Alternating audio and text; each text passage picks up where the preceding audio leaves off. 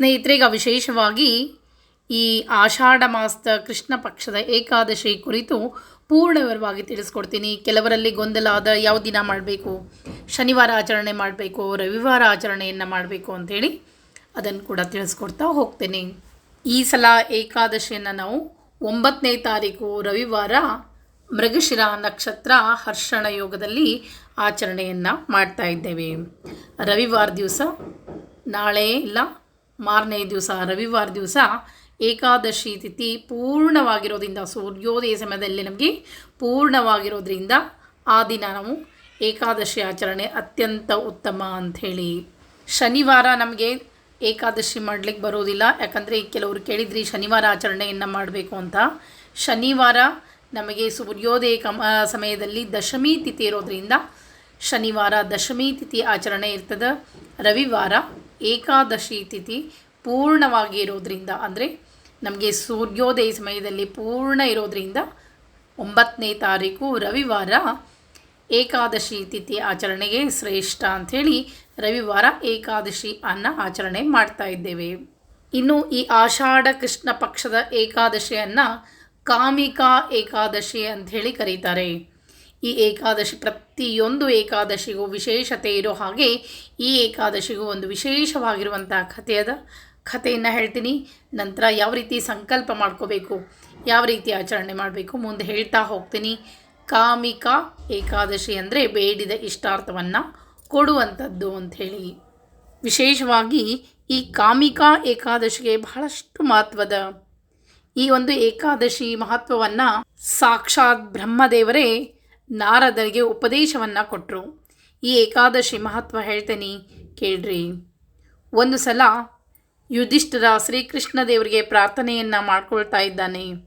ಪಾಪನಾಶಕವಾದಂಥ ಈ ಕೃಷ್ಣ ಪಕ್ಷದ ಏಕಾದಶಿ ವ್ರತ, ಅದರ ಮಹತ್ವ ಏನು, ಈ ವ್ರತ ಆಚರಣೆಯನ್ನು ಮಾಡೋದರಿಂದ ಯಾವ ಫಲವನ್ನು ಪಡಿತೇವೆ ಅಂಥೇಳಿ ಶ್ರೀಕೃಷ್ಣದೇವರಿಗೆ ಪಾಂಡವರ ಜ್ಯೇಷ್ಠ ಪುತ್ರನಾದಂಥ ಯುಧಿಷ್ಠಿರ ಕೇಳ್ತಾ ಇದ್ದಾನೆ. ಹೇ ಗೋವಿಂದ ವಾಸುದೇವ, ಈ ಒಂದು ಆಷಾಢ ಮಾಸದ ಕೃಷ್ಣ ಪಕ್ಷದ ಏಕಾದಶಿಯನ್ನು ಯಾವ ರೀತಿ ಆಚರಣೆಯನ್ನು ಮಾಡಬೇಕು, ಇದರ ಮಹತ್ವ ಏನು, ಇದನ್ನು ನನಗೆ ತಿಳಿಸ್ಕೊಡು ಅಂಥೇಳಿ. ಆಗ ಶ್ರೀಕೃಷ್ಣದೇವರು ಹೇಳ್ತಾ ಇದ್ದಾರೆ. ಹಿಂದಕ್ಕೆ ಒಮ್ಮೆ ನಾರದರು ಚತುರ್ಮುಖನಾದಂಥ ಬ್ರಹ್ಮನನ್ನು ಕುರಿತು ಈ ಪ್ರಶ್ನೆಯನ್ನು ಕೇಳಿದರು. ಆಗ ಬ್ರಹ್ಮದೇವರು ಈ ಒಂದು ಏಕಾದಶಿ ಕುರಿತು ಯಾವ ಉತ್ತರವನ್ನು ಕೊಟ್ಟರೋ ಅದನ್ನೇ ನಾನಿವತ್ತು ನಿಮಗೆ ತಿಳಿಸ್ಕೊಡ್ತೀನಿ ಅಂಥೇಳಿ ನಾರದರು ಬ್ರಹ್ಮನನ್ನು ಕುರಿತು ಕೇಳ್ತಾ ಇದ್ದಾರೆ. ಈ ಕೃಷ್ಣ ಪಕ್ಷದ ಏಕಾದಶಿ ಹೆಸರೇನು, ಯಾರು ಈ ಆಚರಣೆಯನ್ನು ಮಾಡಿದರು, ಇದರ ಮಹತ್ವ ಏನು ಅಂತ ಕೇಳ್ತಾ ಇದ್ದಾರೆ. ಆಗ ಚತುರ್ಮುಖ ಬ್ರಹ್ಮ ಹೇಳ್ತಾ ಇದ್ದಾರೆ, ನಾರದ, ಆಷಾಢ ಮಾಸದ ಕೃಷ್ಣ ಪಕ್ಷ ಏಕಾದಶಿ ಇದನ್ನು ನಾವು ನೇಮಾವೃತ ಮಾಡೋರಿಗೆ ಇದು ಶ್ರಾವಣ ಮಾಸ ಅಂತಲೇ ಹೇಳ್ತೇವೆ. ಯಾಕಂದರೆ ಹುಣ್ಣಿಮೆಯಿಂದ ಹುಣ್ಣಿಮೆಗೆ ಅಂಥೇಳಿ ನಾವು ಆಚರಣೆಯನ್ನು ಮಾಡ್ತೀವಿ. ಅದಕ್ಕಾಗಿ ಈಗ ಚಾತುರ್ಮಾಸದ ಪ್ರಥಮ ತಿಂಗಳ ಶ್ರಾವಣ ಮಾಸ ಅಂತಲೇ ಈಗ ನಾವು ಆಚರಣೆಯನ್ನು ಮಾಡ್ತಾ ಇರೋದರಲ್ಲಿ ಶ್ರಾವಣ ಮಾಸ ಅಂತಲೇ ಬರ್ತದೆ. ಆದರೆ ಶ್ರಾವಣ ಮಾಸ ಆರಂಭ ಆಗೋದು ನಾಳೆ ಅಮಾವಾಸ್ಯೆ ನಂತರ ಶ್ರಾವಣ ಮಾಸ. ಆದರೆ ನೇಮ ನಿತ್ಯ ಮಾಡೋರಿಗೆ ಶಯನಿ ಏಕಾದಶಿ ನಂತರ ಬರುವ ಹುಣ್ಣಿಮೆಯಿಂದಲೇ ಶ್ರಾವಣ ಮಾಸ ಆರಂಭ ಆಗಿರ್ತದೆ. ಅದಕ್ಕಾಗಿಯೇ ನಾವು ಹುಣ್ಣಿಮೆಯಿಂದ ಹುಣ್ಣಿಮೆಗೆ ಅಂಥೇಳಿ, ಅದಕ್ಕೆ ಈ ಒಂದು ಕಥೆಯೊಳಗೆ ಏನು ಬರ್ತದಂದ್ರೆ ಶ್ರಾವಣ ಮಾಸದ ಕೃಷ್ಣ ಪಕ್ಷದ ಏಕಾದಶಿ ಅಂತಲೇ ಈ ಪುರಾಣಗಳಲ್ಲಿ ಉಲ್ಲೇಖ ಬರ್ತದೆ. ಅದಕ್ಕಾಗಿಯೇ ಚತುರ್ಮುಖನಾದಂಥ ಬ್ರಹ್ಮದೇವರು ನಾರದರಿಗೆ ಹೇಳ್ತಾ ಇದ್ದಾರೆ, ಈ ಶ್ರಾವಣ ಮಾಸದ ಕೃಷ್ಣ ಪಕ್ಷದ ಏಕಾದಶಿಗೆ ಕಾಮಿಕಾ ಅಂತ ಹೆಸರು. ಇದನ್ನು ಮಹಾತ್ಮೆ ಶ್ರವಣದಿಂದಲೇ, ಅಂದರೆ ನಾವು ಈ ಕಥೆಯನ್ನು ಕೇಳೋದ್ರಿಂದಲೇ, ಶ್ರವಣ ಮಾತ್ರದಿಂದಲೇ ವಾಜಪೇಯಿ ಯಾಗವನ್ನು ಮಾಡಿದಷ್ಟು ಫಲವನ್ನು ನಾವು ಪಡಿತೇವೆ ಅಂಥೇಳಿ ಬ್ರಹ್ಮದೇವರು ಹೇಳ್ತಾ ಇದ್ದಾರೆ. ನಾವು ಯಾವುದೇ ಒಂದು ಪೂಜೆ ಪುನಸ್ಕಾರ ನೇಮನಿತ್ಯಗಳನ್ನ ಮಾಡದೇ ಇದ್ದರೂ ಕೂಡ ಆ ನೇಮನಿತ್ಯದ ಬಗ್ಗೆ ತಿಳ್ಕೊಂಡಾಗ, ಆ ನೇಮನಿತ್ಯದ ಕಥೆಯನ್ನು ಆಲಿಸಿದಾಗ ಕೂಡ ನಮಗೆ ಬಹಳಷ್ಟು ಪುಣ್ಯ ಪ್ರಾಪ್ತಿಯಾಗ್ತದೆ ಅಂಥೇಳಿ. ಇನ್ನು ಈ ಏಕಾದಶಿ ದಿನ ಶಂಖಚಕ್ರ ಗದಾಧಾರಿಯಾದಂಥ ಲಕ್ಷ್ಮೀಪತಿಯಾದಂಥ ಶ್ರೀಧರ ರೂಪಿ ಶ್ರೀಹರಿಯನ್ನು ಯಾರು ಪೂಜೆಯನ್ನು ಮಾಡ್ತಾರೋ ಅವ್ರಿಗೆ ಇಷ್ಟಾರ್ಥ ಸಿದ್ಧಿ ಆಗ್ತದ ಅಂಥೇಳಿ ಬ್ರಹ್ಮದೇವರು ನಾರದರಿಗೆ ಹೇಳ್ತಾ ಇದ್ದಾರೆ. ಈ ಕಾಮಿಕಾ ಏಕಾದಶಿ ದಿವಸ ಶ್ರೀಧರ ನಾಮಕ ಶ್ರೀಹರಿಯನ್ನು ಪೂಜೆ ಮಾಡೋದ್ರಿಂದ ಸಮಸ್ತ ದೇವತೆಗಳ ಸಕಲ ದೇವತೆಗಳನ್ನು ಪೂಜೆ ಮಾಡಿದಷ್ಟು ಪುಣ್ಯ ಪ್ರಾಪ್ತಿಯಾಗ್ತದೆ. ಕೇವಲ ದೇವತೆಗಳನ್ನ ಮಾತ್ರ ಅಲ್ಲ, ಗಂಧರ್ವ, ನಾಗ, ಗರುಡರನ್ನು ಸಹ ನಾವು ಪೂಜೆಯನ್ನು ಮಾಡಿದಷ್ಟು ಪುಣ್ಯ ಪ್ರಾಪ್ತಿ ಆಗ್ತದೆ. ಅದಕ್ಕಾಗಿ ಎಷ್ಟೇ ನಮಗೆ ಕಷ್ಟಗಳಿದ್ದರೂ ಸಹಿತ ಆ ದಿನ ಸರ್ವ ಪ್ರಯತ್ನದಿಂದ ಅಲ್ಲದರೂ ಈ ಏಕಾದಶಿ ವ್ರತ ಆಚರಣೆಯನ್ನು ಮಾಡಬೇಕು. ಯಥಾಶಕ್ತಿ ಉಪವಾಸ ಮಾಡಿ ನಾವು ಶ್ರೀಧರ ನಾಮಕ ಅಂದರೆ ಲಕ್ಷ್ಮೀ ಸಹಿತ ನಾರಾಯಣ ಪೂಜೆಯನ್ನು ಮಾಡೋದರಿಂದ ನಮ್ಮ ಎಲ್ಲ ಸಮಸ್ತ ಕಷ್ಟಗಳಿಂದ ನಾವು ಹೊರಗೆ ಬರ್ತೇವೆ. ಈ ಕಾಮಿಕಾ ಏಕಾದಶಿ ಆಚರಣೆಯಿಂದ ನಮ್ಮ ಮುಂದಿನ ಜನ್ಮದಲ್ಲೂ ಕೂಡ ಇದರ ಪುಣ್ಯದ ಫಲದಿಂದಾಗಿ ಒಳ್ಳೆಯ ಯೋನಿಯಲ್ಲಿ ಜನನವನ್ನು ಪಡಿತೇವೆ ಅಂತ ಹೇಳಿ ಬ್ರಹ್ಮದೇವರು ನಾರದರಿಗೆ ಹೇಳ್ತಾ ಇದ್ದಾರೆ. ಆ ದಿನ ವಿಶೇಷವಾಗಿ ಕೋಮಲವಾಗಿರುವಂಥ ತುಳಸಿ ದಳಗಳಿಂದ ಶ್ರೀಹರಿಯನ್ನು ಯಾರು ಪೂಜೆಯನ್ನು ಮಾಡ್ತಾರೋ, ಯಾರು ಆ ದಿನ ತುಳಸಿಯಿಂದ ವಿಷ್ಣುವಿಗೆ ಅರ್ಚನೆಯನ್ನು ಮಾಡ್ತಾರೋ ಅವರ ಸಮಸ್ತ ಪಾಪಗಳೆಲ್ಲವೂ ಪರಿಹಾರ ಆಗ್ತದೆ ಅಂಥೇಳಿ. ಆ ದಿನ ವಿಷ್ಣುವಿನ ದರ್ಶನ ಮಾತ್ರದಿಂದ ನಿಖಿಲ ಪಾಪ ಸಮೂಹಗಳನ್ನು ನಾಶ ಮಾಡ್ತದೆ. ಯಾರು ಆ ದಿನ ಭಗವಂತನ ಪೂಜೆಯನ್ನು ಮಾಡಿ ಒಂದು ದಳ ತುಳಸಿಯನ್ನು ಏರಿಸೋದ್ರಿಂದ ದೇಹ ಪವಿತ್ರ ಆಗ್ತದಂತ. ದೇವರ ದರ್ಶನವನ್ನು ಮಾಡಿ ಪ್ರದಕ್ಷಿಣೆ ನಮಸ್ಕಾರ ಹಾಕಿದರೆ ಸಕಲ ರೋಗಗಳನ್ನು ಕಳೀತದ. ನಾವು ದೇವಸ್ಥಾನಕ್ಕೆ ಹೋದಾಗ ಆ ಕೊಟ್ಟಂಥ ಒಂದು ತುಳಸಿ ದಳವನ್ನು ಕಿವಿಯಲ್ಲಿ ಇಟ್ಕೊಂಡ್ರೆ ಕಂಠ ಕಿವಿಗಳಲ್ಲಿ ಧರಿಸುವ ಮಾತ್ರದಿಂದ ಯಮನ ಭಯವನ್ನು ನಾಶ ಆಗ್ತದ ಅಂಥೇಳಿ. ಅದಕ್ಕಾಗಿ ಒಂದು ದಳ ತುಳಸಿಯನ್ನು ಕಾಮಿಕಾ ಏಕಾದಶಿ ದಿವಸ ವಿಷ್ಣುವಿನ ಪೂಜೆ ಮಾಡಿ ಒಂದೇ ಒಂದು ದಳವನ್ನು ಭಗವಂತನಲ್ಲಿ ಹಿಡ್ಕೊಂಡು ಪ್ರಾರ್ಥನೆ ಮಾಡಿಕೊಂಡು ನಿಮ್ಮ ಇಷ್ಟಾರ್ಥವನ್ನು ಹೇಳಿಕೊಂಡು ಭಗವಂತನಿಗೆ ಏರಿಸಿದಾಗ ಕಾಮನೆಗಳು ಈಡೇರ್ತದೆ. ಕಾಮಿಕಾ ಏಕಾದಶಿ ಅಂಥೇಳಿ ಇದು ಬಹಳಷ್ಟು ಮಹತ್ವ ಪಡೆದಿದೆ. ಬೇರೇನೂ ಬೇಕಾಗಿಲ್ಲ, ಏಕಾದಶಿ ಉಪವಾಸ ಯಥಾಶಕ್ತಿಯನ್ನು ಮಾಡಿ ಭಕ್ತಿಯಿಂದ ಒಂದು ಏನು ಶ್ರೀಧರ ನಾಮಕ ಭಗವಂತನ ಲಕ್ಷ್ಮೀ ಸಹಿತ ನಾರಾಯಣ ದೇವರನ್ನು ಪೂಜೆ ಮಾಡಿ ಒಂದೇ ಒಂದು ತುಳಸಿ ದಳವನ್ನು ಭಗವಂತನಲ್ಲಿ ಪ್ರಾರ್ಥನೆಯನ್ನು ಮಾಡಬೇಕು. ಈ ವಿಡಿಯೋ ಕೆಳಗೆ ನಾನು ಅಷ್ಟೋತ್ತರವನ್ನು ಹಾಕಿರ್ತೇನೆ. ನೀವು ಅಷ್ಟೋತ್ತರವನ್ನು ಹೇಳಿ ಒಂದೇ ಒಂದು ತುಳಸಿ ದಳವನ್ನು ನಿಮ್ಮಲ್ಲಿ ಏನಾದರೂ ಕಾಮನೆಗಳಿದ್ದರೆ ಬೇಡಿಕೊಂಡು ಭಗವಂತನಿಗೆ ಅರ್ಪಣೆ ಮಾಡಿದ್ದೇ ಆದರೆ ಆ ದಿನ ವಿಶೇಷವಾಗಿ ಇಷ್ಟಾರ್ಥಗಳು ಈಡೇರ್ತದೆ ಅಂಥೇಳಿ ಇದನ್ನು ಕಾಮಿಕಾ ಏಕಾದಶಿ ಅಂಥೇಳಿ ಕರೀತಾರೆ. ಇನ್ನು ವಿಶೇಷವಾಗಿ ಏಕಾದಶಿ ದಿನ ಯಾವನ ಮನೆಯಲ್ಲಿ ಶ್ರೀಕೃಷ್ಣ ದೇವರ ಎದುರಲ್ಲಿ ನಂದಾದೀಪ ಇರ್ತದೋ ಅವರ ಪಿತೃಗಳು ಸ್ವರ್ಗಲೋಕದಲ್ಲಿ ಅಮೃತ ಪಾನವನ್ನು ಮಾಡಿದಷ್ಟು ತೃಪ್ತಿಯನ್ನು ಹೊಂದುತ್ತಾರೆ ಅಂಥೇಳಿ ಬ್ರಹ್ಮದೇವರು ನಾರದರಿಗೆ ಹೇಳ್ತಾ ಇದ್ದಾರೆ.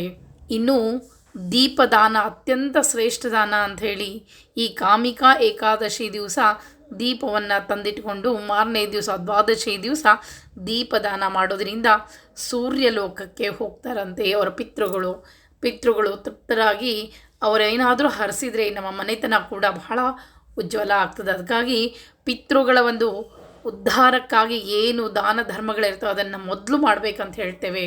ಅದಕ್ಕಾಗಿ 9ನೇ ತಾರೀಕು ಬಹಳ ವಿಶೇಷತೆಯನ್ನು ಪಡೆದಿರುವಂಥ ಈ ಕಾಮಿಕಾ ಏಕಾದಶಿ 9ನೇ ತಾರೀಕು ರವಿವಾರ ಆಚರಣೆಯನ್ನು ಮಾಡ್ತಾ ಇದ್ದೇವೆ.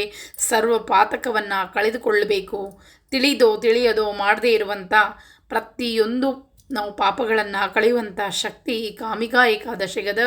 ಅದಕ್ಕಾಗಿ ಈ ಏಕಾದಶಿ ಆಚರಣೆ 3 ದಿವಸದ್ದು, ಶನಿವಾರ ದಶಮಿ, ರವಿವಾರ ಏಕಾದಶಿ ಮತ್ತು ಮಾರನೇ ದಿವಸ ದ್ವಾದಶಿ, ಸೋಮವಾರ ದಿವಸ ದ್ವಾದಶಿ. ಈ ರೀತಿಯಾಗಿ ಏಕಾದಶಿ 3 ದಿನದ ಆಚರಣೆ ಅಂಥೇಳಿ ಇದಕ್ಕೆ ನಾನು ಸಂಕಲ್ಪವನ್ನು ಹೇಳ್ತೇನೆ. ನಾಳೆ ದಶಮಿ ದಿವಸ ಏಕಭುಕ್ತ ಅಂತ ಹೇಳ್ತೀವಿ, ಅಂದರೆ ಒಂದೇ ಊಟ ಇರ್ತದೆ. ರಾತ್ರಿ ಊಟವನ್ನು ಮಾಡಲಿಕ್ಕೆ ಬರೋದಿಲ್ಲ, ರಾತ್ರಿ ಏನಾದರೂ ತಿಂಡಿಯನ್ನು ತಿನ್ನಬಹುದು. ಇನ್ನು ರವಿವಾರ ದಿವಸ ಏಕಾದಶಿ, ಆ ದಿನ ಯಥಾಶಕ್ತಿ ಪೂರ್ಣ ಉಪವಾಸ ಮಾಡ್ಬೋದು. ಹಣ್ಣು ಹಾಲು ತೆಗೆದುಕೊಂಡು ಮಾಡ್ಬೋದು, ಅಥವಾ ಎಳ್ನೀರು ಟೀ ಕಾಫಿ ಕುಡಿದು ಮಾಡ್ಬೋದು. ಯಥಾಶಕ್ತಿ ಉಪವಾಸವನ್ನು ಮಾಡಬೇಕು. ದ್ವಾದಶಿ ದಿವಸ ಬೆಳಿಗ್ಗೆ ಬೇಗ ಎದ್ದು ಅಡುಗೆ ನೈವೇದ್ಯವನ್ನು ಮಾಡಿ ನಂತರ ನೀವು ಕೂಡ ಊಟವನ್ನು ಮಾಡಬೇಕು. ಆ ದಿನ ಕೂಡ ನಾವು ಏಕಭುಕ್ತ ಅಂದರೆ ಒಂದೇ ಹೊತ್ತು ಊಟ, ಮಧ್ಯಾಹ್ನ ಊಟ ಮಾಡಿ ರಾತ್ರಿ ಏನಾದರೂ ತಿಂಡಿಯನ್ನು ತಿನ್ಬೋದು. ಈ ರೀತಿಯಾಗಿ 3 ದಿವಸದ ಈ ಏಕಾದಶಿ ವ್ರತಕ್ಕೆ, ಅದರಲ್ಲೂ ಈ ಕಲಿಯುಗದಲ್ಲಿ ಬಹಳಷ್ಟು ಮಹತ್ವವನ್ನು ಪಡೆದ ಸಮಸ್ತ ಸಂಕಷ್ಟಗಳನ್ನ ದೂರ ಮಾಡುವಂಥ ಈ ಏಕಾದಶಿ ವ್ರತ 3 ದಿವಸದ್ದು. ಇನ್ನು ದಶಮಿ ದಿವಸ ಸಾಯಂಕಾಲ ದೀಪವನ್ನು ಹಚ್ತಾ ಭಗವಂತನಲ್ಲಿ ಪ್ರಾರ್ಥನೆಯನ್ನು ಮಾಡಿಕೊಳ್ಬೇಕು, ಅಥವಾ ನೀವು ಬೆಳಗ್ಗೆ ಕೂಡ ಸಂಕಲ್ಪ ಮಾಡ್ಕೊಳ್ಬೋದು. ದಶಮಿ ದಿವಸ ಬೆಳಗ್ಗೆ ಅಥವಾ ಸಾಯಂಕಾಲ ದಶಮಿ ದಿವಸೇ ಪ್ರಾಪ್ತಿ ವೃತಸ್ಥೋಹಂ ಜನಾರ್ದನ ತ್ರಿದಿನಂ ದೇವದೇವೇಶ ನಿರ್ವಿಘ್ನಂ ಕುರು ಕೇಶವ ಅಂಥೇಳಿ 3 ದಿವಸದ ಈ ಒಂದು ಉಪವಾಸ ವ್ರತಕ್ಕೆ ಅಣಿ ಆಗ್ತಾ ಇದ್ದೇನೆ. ಈ ಉಪವಾಸ ಯಶಸ್ವಿಯಾಗಲಿ, ನನಗೆ ಎಲ್ಲ ರೀತಿಯಿಂದ ನಾನು ಧರ್ಮದಿಂದ ನಡ್ಕೊಂಡು ಪುಣ್ಯ ಪ್ರಾಪ್ತಿಯಾಗಲಿ ಅಂತ ಬೇಡ್ಕೊಳ್ಳೋದು ದಶಮಿ ದಿವಸ. ನಂತರ ಬೆಳಗ್ಗೆ ಏಕಾದಶಿ ದಿವಸ ಬೆಳಗ್ಗೆ ಬೇಗನೆ ಎದ್ದು ಆ ದಿನ ಭಗವಂತನನ್ನು ನೋಡಿ ಪ್ರಾರ್ಥನೆಯನ್ನು ಮಾಡ್ಕೊಳ್ಬೇಕು. ಏಕಾದಶಾಂ ನಿರಾಹಾರ ಸ್ಥಿತ್ವಾಹಂ ಪರೇಹನಿ ಮೋಕ್ಷಾಮಿ ಪುಂಡರೀಕಾಕ್ಷ ಶರಣಮ್ಮೆ ಭವಾಚ್ಯುತ ಅಂಥೇಳಿ ಯಥಾಶಕ್ತಿ ನೀವು ಯಾವ ರೀತಿ ಏಕಾದಶಿ ನಿರಾಹಾರ ಮಾಡ್ತಾಯಿದ್ರು, ಯಾವ ರೀತಿ ಏಕಾದಶಿಯನ್ನು ಮಾಡ್ತೀರಿ ಆ ದಿನ ಭಗವಂತನಲ್ಲಿ ಪ್ರಾರ್ಥನೆಯನ್ನು ಮಾಡ್ಕೊಳ್ಬೇಕು. ನಂತರ ಮಾರನೇ ದಿವಸ ದ್ವಾದಶಿ ದಿವಸ ಪೂಜೆ ಎಲ್ಲ ಮುಗಿದ ಮೇಲೆ ಬೇಡ್ಕೊಳ್ಬೇಕು. ಅಜ್ಞಾನಂ ತಿಮಿರಾಂಧಸ್ಯ ವೃತಾನಾನೇನ ಕೇಶವ ಪ್ರಸನ್ನ ಸುಮುಖೋ ಭೂತ್ವ ಜ್ಞಾನದೃಷ್ಟಿ ಪ್ರದೋಭವ ಏಕಾದಶಿ ಉಪವಾಸೇನ ದ್ವಾದಶ್ಯಾಂ ಪಾರಣೇನ ಚ ಯದರ್ಚಿತಂ ಮಯಾ ಪುಣ್ಯಂ ತೇನ ಪ್ರೀಣಾತು ಕೇಶವ. ನಾ ಮಾಡಿದಂಥ ಈ ಉಪವಾಸದಿಂದ ಏನಾದರೂ ತಪ್ಪುಗಳಾಗಿದ್ದರೆ ಅವನ್ನೆಲ್ಲವನ್ನು ಕ್ಷಮಿಸಿ ನನಗೆ ಪುಣ್ಯವನ್ನು ನೀಡು ಅಂಥೇಳಿ ಭಗವಂತನಲ್ಲಿ ಪ್ರಾರ್ಥನೆಯನ್ನು ಮಾಡಿಕೊಳ್ಳೋದು. ಇನ್ನು ಏಕಾದಶಿ ದಿವಸ ಬೆಳಗ್ಗೆ ಬೇಗ ಎದ್ದು ಆ ದಿನ ಹೆಗಲ್ ಸ್ನಾನ ಆದರೆ ಸಾಕು, ತಲೆ ಸ್ನಾನ ಮಾಡಲಿಕ್ಕೆ ಆಗೋದಿಲ್ಲ, ಮಾಡಬಾರ್ದು. ಎಣ್ಣೆ ಹಚ್ಚಿಕೊಂಡು ಹೆಣ್ಮಕ್ಳು ಏಕಾದಶಿ ದಿವಸ ಸ್ನಾನವನ್ನು ಮಾಡಬಾರ್ದು. ಹೆಗಲ್ ಮೇಲೆ ಸ್ನಾನ ಮಾಡಿದರೆ ಸಾಕು. ಆ ದಿನ ಸ್ನಾನವನ್ನು ಮಾಡಿ ದೇವರ ಕಟ್ಟೆ ಮೇಲೆ ರಂಗವಲ್ಲಿಯನ್ನು ಹಾಕ್ಕೊಳ್ಬೇಕು. ಅಕಸ್ಮಾತ್ ನೀವೇನಾದರೂ ಮುಟ್ಟಾಗಿದ್ದರೆ ಬರೀ ಉಪವಾಸ ಮಾಡಬೇಕು, ಪೂಜೆ ಮಾಡಲಿಕ್ಕೆ ಬರೋದಿಲ್ಲ. ಮನೆಯಲ್ಲಿ ಏನೇ ಇದ್ದರೂ, ಸೂತಕ ಬಂದಿದ್ದರೂ ಏನೇ ಇದ್ದರೂ ಸಹಿತ ಏಕಾದಶಿ ದಿವಸ ಉಪವಾಸ ಮಾತ್ರ ತಪ್ಪಿಸಬಾರ್ದು. ಉಪವಾಸ ಪೂಜೆ ಮಾಡಲಿಕ್ಕೆ ಬರದೇ ಇದ್ದರೂ ಕೂಡ ಉಪವಾಸ ಮಾಡಲಿಕ್ಕೆ ಬರ್ತದೆ. ಇನ್ನು ದೇವರ ಕಟ್ಟೆ ಮೇಲೆ ಶಂಖ ಚಕ್ರವನ್ನು ಹಾಕ್ಕೊಳ್ಬೇಕು. 10 ಶಂಖ 10 ಚಕ್ರವನ್ನು ಹಾಕ್ಕೊಂಡು ಅಲ್ಲಿ ಭಗವಂತನ ದಶಾವತಾರವನ್ನು ಸ್ಮರಣೆ ಮಾಡಿಕೊಳ್ಬೇಕು. ಪದ್ಮವನ್ನು ಹಾಕ್ಕೊಳ್ಬೇಕು. ಆಕಳ ಕರು ಗೋಪಾದವನ್ನು ಹಾಕ್ಕೊಳ್ಬೇಕು. ನಿಮಗೆ ಆಕಳ ಕರು ಹಾಕ್ಲಿಕ್ಕೆ ಬರಲಿಲ್ಲ ಅಂತಂದರೆ ಗೋಪಾದವನ್ನು ಹಾಕಿದರೂ ಸಾಕು. ಅಲ್ಲಿ 31 ಆಕಳವನ್ನು ಹಾಕಿ 33 ಪದ್ಮವನ್ನು ಅದರೆಲ್ಲ ಹಾಕಿದರೆ ಆ ದಿನ ನಾವು 33 ಶ್ರೀಧರ ನಾಮಕ ಭಗವಂತನ ಪೂಜೆಯಲ್ಲಿ ಸಮಸ್ತ ದೇವತೆಗಳನ್ನು ನಾವು ಪೂಜೆ ಮಾಡಿದಷ್ಟು ಪುಣ್ಯ ಪ್ರಾಪ್ತಿಯಾಗ್ತದೆ ಅಂಥೇಳಿ ಈ ರೀತಿಯಾಗಿ ಆ ದಿನ ಎಲ್ಲ ರಂಗವಲ್ಲಿಯನ್ನು ಹಾಕ್ಕೊಂಡು ಒಂದು ಸಂಕಲ್ಪ ಇರ್ತದೆ. ಮೊದಲು ಸಂಕಲ್ಪವನ್ನು ಮಾಡಿಕೊಂಡು ಪೂಜೆಯನ್ನು ಶುರು ಮಾಡಬೇಕು. ಮೊದಲು ಪೂಜೆಗಿಂತ ಮುಂಚೆ ಸಂಕಲ್ಪವನ್ನು ಮಾಡ್ಕೊಳ್ಬೇಕು. ಮಮ ಪುತ್ರ ಪೌತ್ರಾದಿ ವೃದ್ಧಿಗೆ ಸಕಲ ಮನೋ ಅಭೀಷ್ಟ ಸಿದ್ಧಿ ದ್ವಾರ ಶ್ರೀ ಲಕ್ಷ್ಮೀ ಸಹಿತ ನಾರಾಯಣ ದೇವತಾ ಮುದ್ದೇಶ ಶ್ರೀಧರ ನಾಮಕ ಮಾಸ ನಿಯಾಮಕ ದೇವತಾ ಪ್ರೀತ್ಯರ್ಥಂ ಕಾಮಿಕಾ ಏಕಾದಶಿ ನಿಮಿತ್ತ ಯಥಾಶಕ್ತಿ ಯಥಾಜ್ಞಾನೇನ ಷೋಡಶೋಪಚಾರ ಪೂಜಾಂ ಕರಿಷ್ಯೆ ಅಂಥೇಳಿ ಈ ರೀತಿ ಸಂಕಲ್ಪವನ್ನು ಮಾಡಿಕೊಂಡು ತದಂಗತೆಯ ಶ್ರೀ ಮಹಾಗಣಪತಿ ಸ್ಮರಣಂಚ ಕರಿಷ್ಯೆ. ಮೊದಲು ಗಣಪತಿ ಸ್ಮರಣೆಯನ್ನು ಮಾಡಿಕೊಳ್ಬೇಕು. ಗಣಪತಿ ಸ್ಮರಣೆಯನ್ನು ಮಾಡಿಕೊಂಡು ಪೂಜೆಯನ್ನು ಶುರು ಮಾಡಬೇಕು. ಪೂಜೆಗೆ ಎಲ್ಲವನ್ನು ಜೋಡಿಸಿ ಇಟ್ಕೊಳ್ಬೇಕು. ಗೆಜ್ಜೆ ವಸ್ತ್ರವನ್ನು ಇಟ್ಕೊಳ್ಬೇಕು. ಈ ರೀತಿಯಾಗಿ ಗೆಜ್ಜೆ ವಸ್ತ್ರ, ತುಳಸಿ ಇಟ್ಕೊಳ್ಬೇಕು. ಮುಖ್ಯವಾಗಿ ಏಕಾದಶಿ ದಿವಸ ತುಳಸಿಯನ್ನು ಏರಿಸಬೇಕು. ತುಳಸಿಯನ್ನು ಇಟ್ಕೊಳ್ಬೇಕು. ದೀಪಗಳನ್ನು ಹಚ್ಚಿಟ್ಕೊಳ್ಬೇಕು. ಎಲ್ಲವನ್ನು ಇಟ್ಕೊಂಡು ಪೂಜೆಗೆ ಕೂತ್ಕೊಳ್ಬೇಕು. ನಂತರ ನಾನು ವಿಷ್ಣು ಅಷ್ಟೋತ್ತರ ವಿಡಿಯೋ ಕೆಳಗೆ ಹಾಕಿರ್ತೀನಿ.